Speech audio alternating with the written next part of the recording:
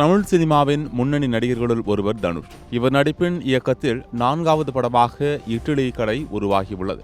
மேலும் இது தனுஷ் நடிக்கும் 52வது திரைப்படமாகும். இந்த திரைப்படத்திற்கு ஜி.வி. பிரகாஷ் இசையமைத்திருக்கிறார். இந்த திரைப்படத்தினை டான் பிக்சர்ஸ் நிறுவனம் தயாரித்துள்ளது. அருண் விஜய் இப்படத்தில் வில்லனாக நடித்துள்ளார். இப்படம் அக்டோபர் 1ஆம் தேதி ரிலீஸ் ஆகிறது. இந்த நிலையில் இட்லி கடை படத்தின் இசை வெளியீட்டு விழா சென்னையில் அண்மையில் நடைபெற்றது.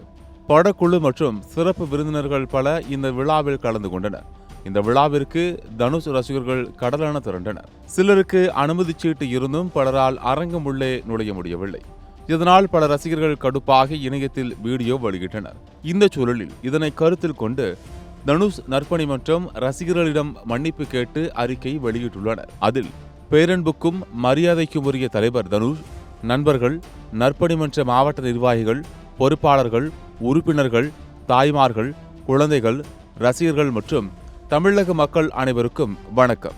14/9/2025 ஞாயிற்றுக்கிழமை அன்று சிறப்பாக நடந்து முடிந்த தலைவர் தனுஷ் அவர்கள் நடித்து இயக்கி டான் பிக்சர்ஸ் தயாரிப்பான நமது இட்லி கடை இசை வெளியீட்டு விழாவிற்கு வந்த அனைவருக்கும் பாராட்டும் நன்றியையும் தெரிவித்துக் கொள்கிறோம். மேலும் சில தவிர்க்க முடியாத காரணத்தினாலும் பாதுகாப்பையும் நேரத்தையும் கருத்தில் கொண்டு சில அன்பான ரசிகர்களை விழாவில் அனுமதிக்க முடியாத நெருக்கடி ஏற்பட்டதை நினைத்து வருந்துகிறோம் என்பதை சிரம் தாழ்த்தி தெரிவித்துக் கொள்கிறோம். அதன் பொருட்டு தங்களது வருத்தம் முற்றிலும் நியாயமானது என்பதை முழுமையாக ஏற்கிறோம். தாங்களும் இந்த விழாவில் கலந்திருந்தால் விழா மேலும் சிறப்பாக அமைந்திருக்கும் என்பதே உண்மை.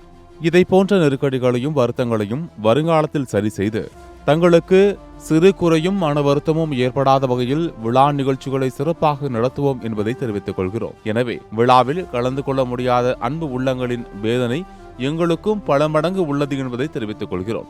இனி வரும் காலங்களில் வரும் விழாக்களை தங்களுடன் சேர்ந்து இன்னும் சிறப்பாக பயணிப்போம் என்பதை அன்புடன் தெரிவித்துக் கொள்கிறோம். நன்றி என்று அறிக்கையில் வெளியிட்டனர்.